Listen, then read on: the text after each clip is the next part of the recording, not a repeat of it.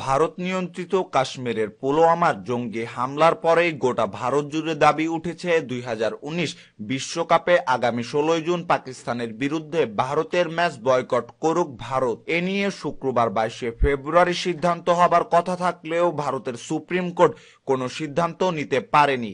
এবার 2019 বিশ্বকাপে পাকিস্তানের ম্যাচ বয়কট বিতর্কে কথা বলেছেন সর্বকালের অন্যতম সেরা ক্রিকেটার সচিন টেন্ডুলকার। আগামী 16 জুন পাকিস্তানের বিরুদ্ধে ম্যাচ বয়কট করার পক্ষে নন মাস্টার ব্লাস্টার সচিন রমেশ টেন্ডুলকার। তার কাছে বরং ম্যাচ খেলে পাকিস্তানকে হারানোটাই বেশি গর্বের মনে করেন তিনি। ম্যাচ না খেলে পাকিস্তানকে 2 পয়েন্ট দেওয়াকে ঘৃণা করেন বলেও মন্তব্য করেছেন সচিন। যেহেতু ভারত ম্যাচ বয়কট করলে দু দলের মধ্যে 2 পয়েন্ট করে ভাগাভাগি হবে, এমন পরিস্থিতিতেও ম্যাচ বয়কটের বিপক্ষে যুক্তি দাঁড় করালেন টেন্ডুলকার। ভারতীয় গণমাধ্যম পিটিআইকে দেয়া সাক্ষাৎকারে সচিন বলেন, বিশ্বকাপে পাকিস্তানকে সব ম্যাচেই হারিয়েছে ভারত, আবারও এদের হারানোর সময় এসেছে।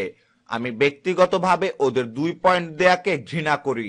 সচিন টেন্ডুলকারের মতোই একই কথা বলেছেন ভারতের আরেক কিংবদন্তি ক্রিকেটার সুনীল গাভাস্কার। তার বক্তব্য ছিল, পাকিস্তানকে বয়কট করলে কারা জিতবে? সেমিফাইনাল বা ফাইনালের কথা বলছি না, কে জিতবে পাকিস্তান, কারণ ওরা 2 পয়েন্ট পেয়ে যাবে।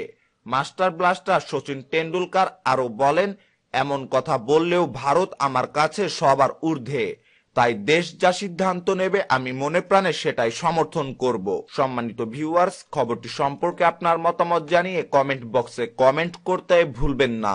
ক্রিকেটের নিত্য নতুন সকল সংবাদ সবার আগে পেতে চ্যানেলটি এখনই সাবস্ক্রাইব করুন। ধন্যবাদ।